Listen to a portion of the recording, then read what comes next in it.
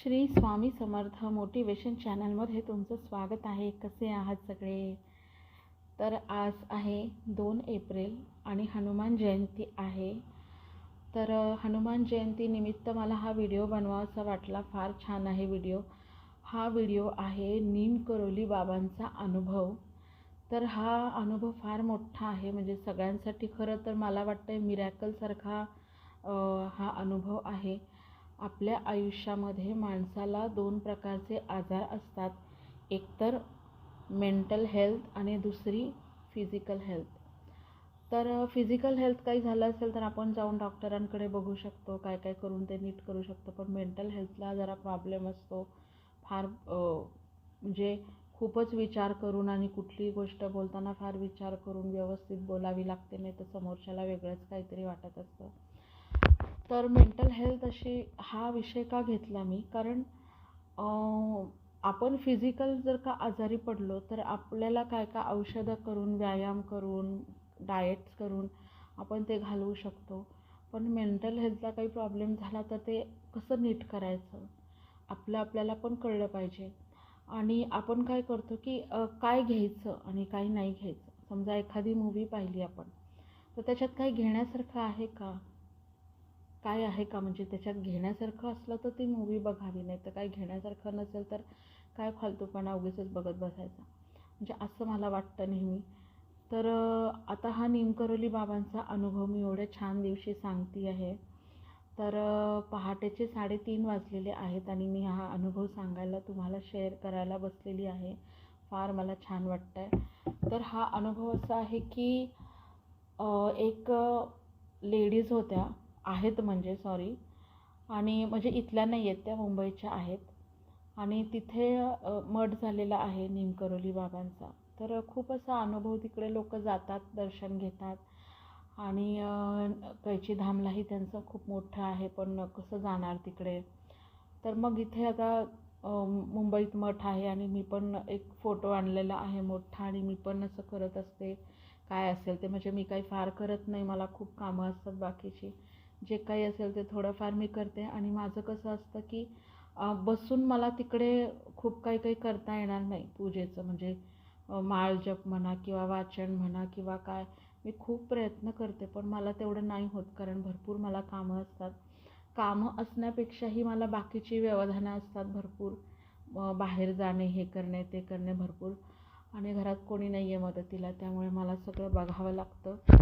तर मी कशी म्हणजे मी कशी देवाशी जोडल्या जाते की मी चांगले विचार करणे आणि दुसऱ्यांची मदत करणे, किंवा एखाद्याला उगीच शिव्याश्राप न देणे, की असं काय काय माझं चालू असतं. की म्हणजे दुसऱ्याबद्दल विचार केला तर आपण चांगल्याच प्रकारे विचार करायचा.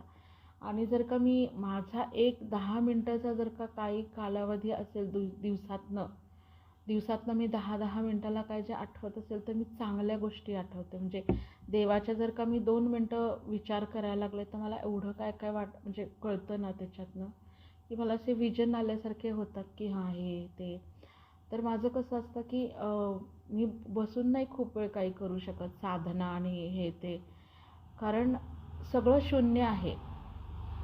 शून्य म्हणजे आपण सगळं शून्य व्हायचं, मग आपण आपोआप साधनेकडे लागतो. आणि साधना म्हणजेच एक शून्य आहे. तर ते बघा तुम्हाला कसं वाटतं. आता माझ्या तरी विचाराने हे असं. तर त्या ज्या होत्या काकू, त्यांनी त्यांचा अनुभव सांगितला की त्या नीमकरोली बाबांच्या इथे जाऊन बसल्या. आणि त्यांना काय प्रॉब्लेम होता, त्यांना झाला होता कॅन्सर, घशाचा कॅन्सर. आणि घशामध्ये त्यांच्या गाठ होती आणि त्याचं म्हणजे औषध, किमोथेरपी चालू होत्या. पण त्या किमोथेरपी रोजची 1.5 लाखाची औषधं त्यांना घ्यावी लागायची, रोजची 1.5 लाखाची. तर तुम्ही विचार करा, रोज 1.5 लाख रुपये कुठून आणायचे आणि कसं औषध घ्यायचं आणि काय करायचं. म्हणजे हा खूप मोठा हे आहे की रोजचं एवढं औषध कसं काय घेणार माणूस.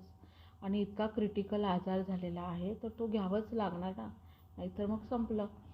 तर रोजचं घ्यायच्या, म्हणजे घेत असताना त्या तिथे गेल्या आणि दर्शन घेतलं नीमकरोली बाबांचं. तर आता तुम्ही तिथे जा, नाही तर कुठेही जा, किंवा घरातही एक फोटो आणून ठेवा. त्याच्यासमोर बसा. म्हणजे जे काही तुम्ही कराल ना तर ते इतकं लॉयल राहून करा ना की तुम्ही 10 मिनटं जरी बसला तर त्याच्यात पूर्ण तुम्ही डीप आतमध्ये गेलं पाहिजे असं. तर म्हणजे जुडलं पाहिजे एकदम व्यवस्थित की काही इकडचं तिकडचे न विचार करता फक्त फोकस करायचं की मला हा प्रॉब्लेम आहे किंवा असं आहे आणि मला ह्याच्यातनं बाहेर काढा. आणि ती 10 मिनटं जी तुम्ही त्यांना द्याल कुठल्याही देवाला देवीला तर ती इतकी लॉयल राहून द्या ना की फक्त त्यांचा विचार, बाकी काहीही डोक्यात आणायचं नाही. आणि आणायचं नाही मला आजार आहे किंवा काय, काही नाही, बसून राहायचं आणि त्यांच्याशी कनेक्ट व्हायचं. तर असं आपण करायचं. तर त्या काकू अशा गेल्या आणि तिकडे बसल्या आणि त्यांनी काहीतरी मनापासून त्यांना प्रार्थना केली. तर पहिल्या दिवशी गेल्या, दुसऱ्या दिवशी गेल्या आणि तिसऱ्या दिवशी त्यांना एक उलटी झाली. उलटीसारखं आलं तर त्या बेसिनमध्ये गेल्या, म्हणजे आपल्या बेसिनमध्ये गेल्या आणि त्यांनी उलटी केली. तर त्यांच्या उलटीमध्ये गाठ पडली आणि त्या इतक्या घाबरल्या की पूर्ण रक्ताची उलटी झाली त्यांना आणि त्याच्यामध्ये गाठ पडली. तर मग ते तशीच गाठ घेऊन किंवा काहीतरी ते असं हे करून ते डॉक्टरांकडे गेले आणि डॉक्टरांना सांगितलं की मला उलटी झाली आणि असं असं झालं. तर मिरॅकल असं होतं की डॉक्टर म्हणाले जी तुमची गाठ होती कॅन्सरची ती उलटी वाटे पडली. म्हणजे हा खूप मोठा मिरॅकल आहे. पहिल्या दिवशी 2 दिवशी असं त्या गेल्या आणि तिसऱ्या दिवशी त्यांना उलटी झाली आणि उलटीमध्ये कॅन्सरची गाठ पडली. तर आता काहीही जखम झाली असेल किंवा काय झालं असेल त्याचे जे मार्क्स असतात म्हणजे त्याची जी जागा असते तर ती पण थोडी इफेक्टेड होते ना, तिथे काय काय म्हणजे प्रॉब्लेम होत असतो, त्या जागेला त्रास होत असतो. मग ते हिलिंग करण्यासाठी आता फक्त त्यांची औषधं चालू आहेत. म्हणजे 1.5 लाखाचा दवाखाना एकदम समजा 1 रुपया जात असेल तर म्हणजे 100 रुपये जात असतील तर 25 रुपयातच त्यांचं काम होतं आहे. म्हणजे 25 रुपये म्हणजे तुम्ही समजून घ्या की 1 किलो जात असेल तर पावमध्ये त्यांचं काम होतं आहे की तेवढी औषधं घेऊन त्या व्यवस्थित आहेत आणि सगळं चाललं आहे. तर मग त्या तिकडे दर्शनाला जायला लागल्या, दर्शन घ्यायला लागल्या आणि मग त्यांनी हा अनुभव शेअर केला एकांशी की मला असं असं झालं होतं आणि मला उलटी झाली आणि त्याच्या वाटे हे सगळं पडलं. तर आता मी म्हणत नाही की मिरॅकल झाला आणि एकदम असं काय काय, तसं काही नाही. मिरॅकल होतात पण तुम्ही तेवढे कनेक्ट झालात का देवाशी किंवा तुम्ही तुमच्या मेंटली जे काय डोक्यात चाललेलं असेल टेन्शन म्हणा किंवा काय काय प्रश्न म्हणा तर तुम्ही ते सगळं विसरून जेव्हा तुम्ही एक चांगल्या मार्गाला लागता ना कुठल्याही गोष्टीला तर काय होतं की तो मार्ग खूप चांगला सरळ असा व्यवस्थित सुरळीत पार पडतो. नाहीतर काय होतं की मध्ये खूप प्रॉब्लेम्स येतात. म्हणजे तुम्ही जे काय कराल ते एकदम लॉयल राहून कराल ना तर तुमचं सगळं नीट होणार. मी तर म्हणते तुम्ही जर का आपल्याला समजा डेंग्यू झाला, आता मला लग्नाच्या आधी डेंग्यू झाला होता, मी त्याच्यावर PhD केलं होतं डेंग्यू कसा होतो. तर मी कोणाच्या अंगावर डास बसू देत नाही. माझं अजूनही तसं आहे की मग ते रक्त तरी पितात कुठलाही वेळ असो काय असो. तर असंच आहे की तुम्ही जर का व्यवस्थित काळजी घेतली आणि व्यवस्थित सगळं केलं तर तुमचे मोठे मोठे आजार बरे होतात. पहिलं तर तुमचं डाएट बदलायचं. डाएट म्हणजे मी नाही म्हणत उपाशी राहायचं, वेळा बदलायच्या, व्यायाम थोडासा असेल काय तो करायचा आणि तुम्ही इतकं हॅपी राहायचं ना की बस. म्हणजे तुम्हाला कितीही डोक्याला टेन्शन असले ना तरी तुम्ही हसायचं, बोलायचं सगळ्यांशी आणि भरपूर बोलायचं. मी नाही म्हणत असं गप्प बसायचं आणि हे, तुम्ही बोला, हसा भरपूर. कितीही टेन्शन असलं तरी खेळीमेळीचं वातावरण ठेवा आणि हसत राहा, लोकांशी बोलत राहा किंवा तुम्हाला ज्या काही गोष्टी आवडतात, गाणं आवडणं म्हणा, डान्स करणं म्हणा किंवा दुसऱ्यांना हेल्प करणं म्हणा, खेळणं म्हणा, ह्या सगळ्या गोष्टी करा. तुमचं सगळं नीट होतं आणि हा एवढा मोठा कॅन्सरचा जो आजार होता त्याला मात करतात लोक काही काही आणि मिरॅकल प्रकारे असे भरपूर अनुभव घडतात. देवाशी आपण जेव्हा एकनिष्ठ प्रार्थना करतो किंवा एकनिष्ठ होतो तेव्हा सगळे प्रॉब्लेम आपल्या आयुष्यातले निघून जातात.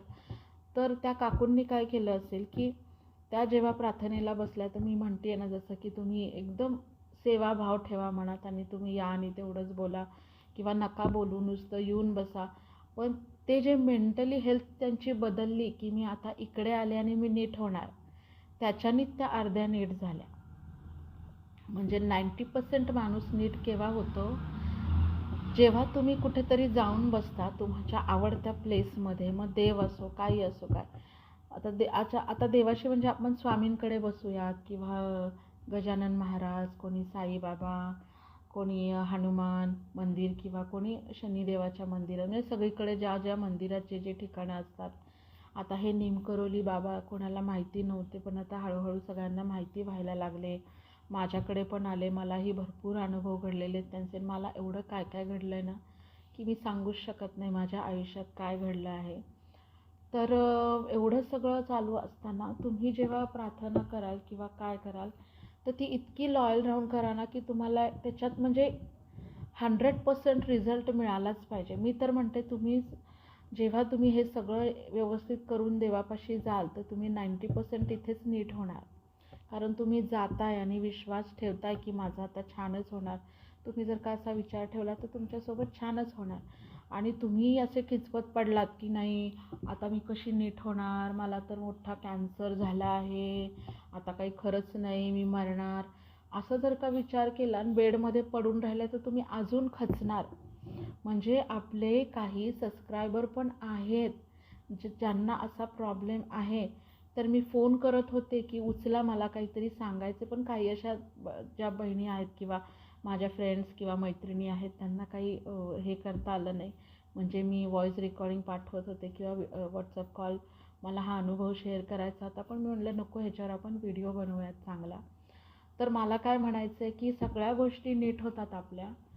तर नीट होण्यासाठी आपण तेवढं मनातनं विचार केला आणि मनातनं जिद्द पकडली की नाही मी नीट होणार आहे, माझं हे सगळं जाणार आहे आणि मला तिथपर्यंत तडफडत जायचंच आहे. जिथे कुठे जायचं आहे ना तुम्हाला, कुठल्याही मंदिरात, तिथपर्यंत मी उठून जाणार, मी जात येत राहणार आणि मी नीट होणार. तरच मी नीट होणार. नाही तर मी घरात पडून आणि व्हिडिओज बघून, घरात आरडाओरडा करून, डॉक्टरांकडे जाऊन चिडचिड करून, सगळं करून, काही डाएट नीट न खाता सगळं करत बसलं तर मग संपलं आयुष्य. मग आयुष्यात काही राहिलंच नाही आपल्या. तर सांगायचा मुद्दा असा आहे की हनुमान जयंतीनिमित्त मी हा व्हिडिओ सांगत आहे. हा व्हिडिओ आहे निमकरोली बाबांचा. आणि मी पण माझ्या इकडे काय केलं, बरंच काय काय सगळं केलं. मी पण आता खूप मोठ्या म्हणजे धक्क्यातच आहे. ह्या 2-3 आठवड्यात मला फार मोठा धक्का बसला आहे, पण मी तो सांगणार नाही आता, मी नंतर सांगेन तुम्हाला तो. आणि मी पण खूप दुःखी होते, मला पण फार वाईट वाटतं आहे आत्ता सध्यासुद्धा.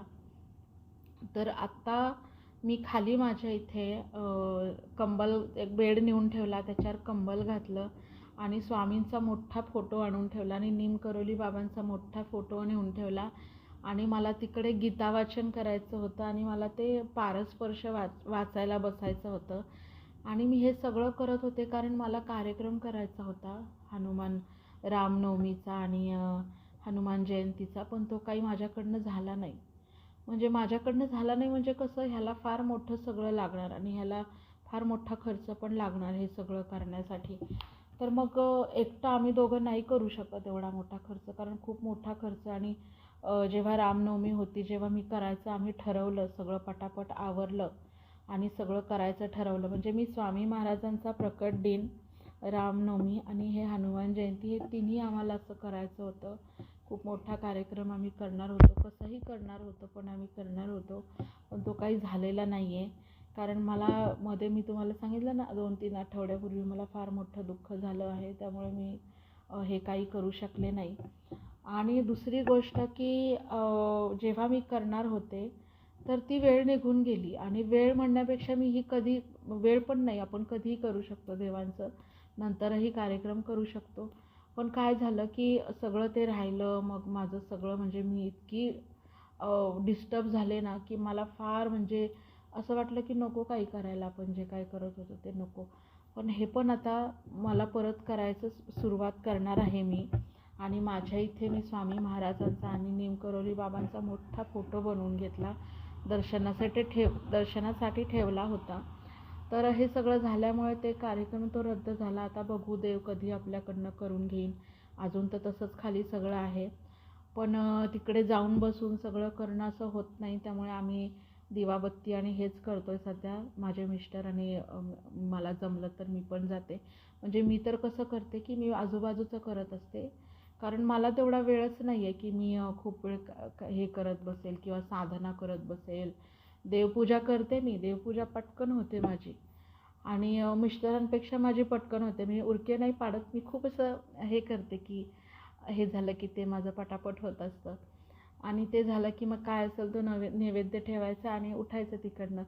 तर मग मी काही जास्त करू शकले नाही. मग मी फक्त आपलं आरती वगैरे केली, रामनवमीला प्रसाद केला, जिलबीचा वगैरे ठेवला आणि जे काय असेल ते मी हे केलं होतं, कढी खिचडी वगैरे असंच स्वयंपाक केला. तर सांगण्याचा हेतू असा आहे की आपल्याला खूप काय काय करायचं असतं, पण काही आपल्याकडनं होत नाही कारण त्यालाही वेळ लागते, काळ लागतो. आपण सगळं करायचा प्रयत्न करत असतो, पण ते नशिबात पण हवं असतं. मग तेव्हा काही घडणार नसेल आणि नंतर बघू पुढे कसं होईल, काय होईल, काहीही माहिती नाही.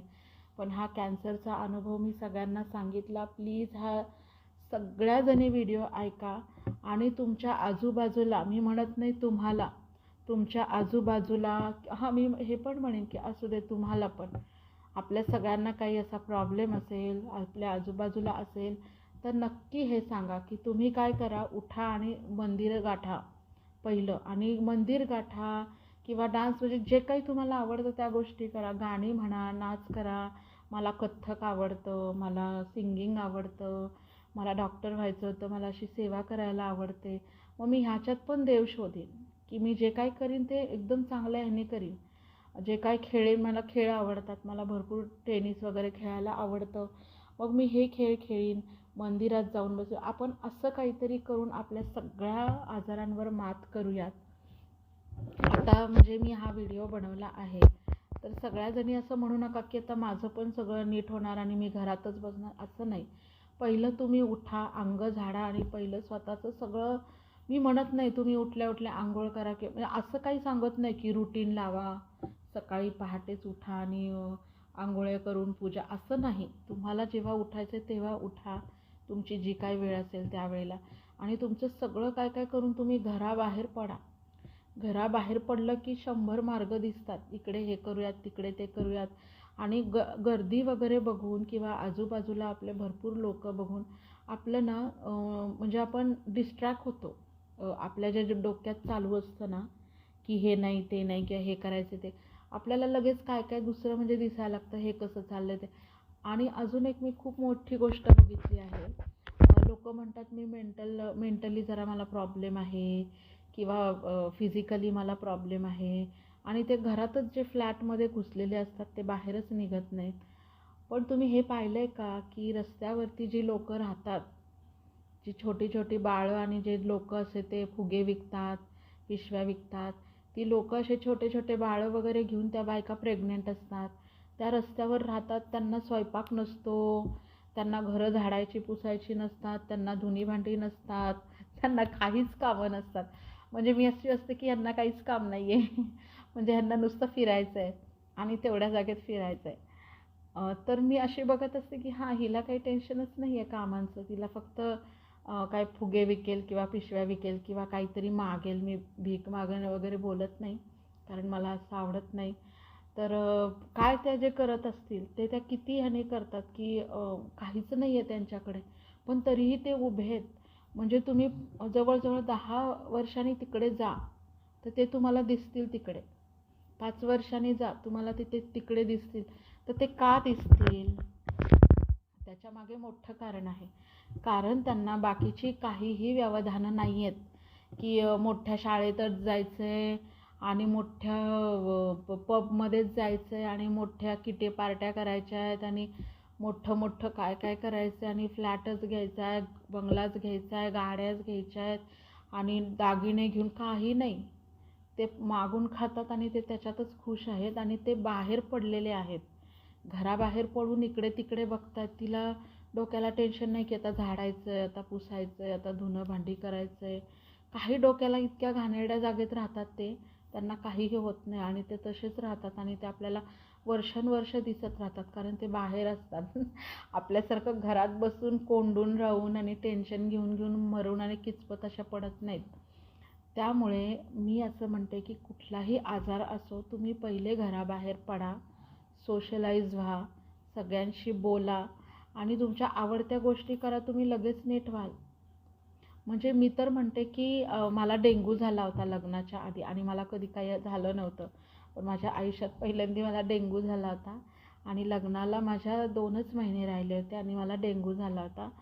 तर डेंग्यू म्हणजे कसं झाला होता की आम्ही हॉल शोधत होतो लग्नाचे. लग्न आता 2 महिन्यावर राहिलं तर मी पण जात होते इकडे तिकडे आईबाबांसोबत. तर मी गेले तर मला सकाळी सकाळी कुठेतरी चावलं असणार.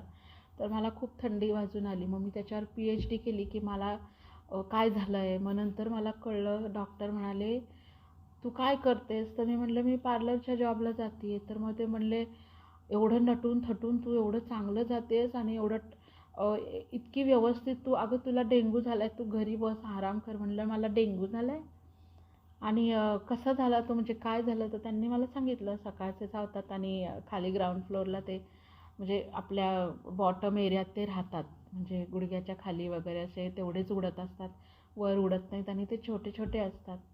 तर तो डेंग्यूचा डास मला चावला आणि मला खूप थंडी वाजली. मला काय काय त्याचे साईन्स म्हणजे मला सगळं माहिती आहे.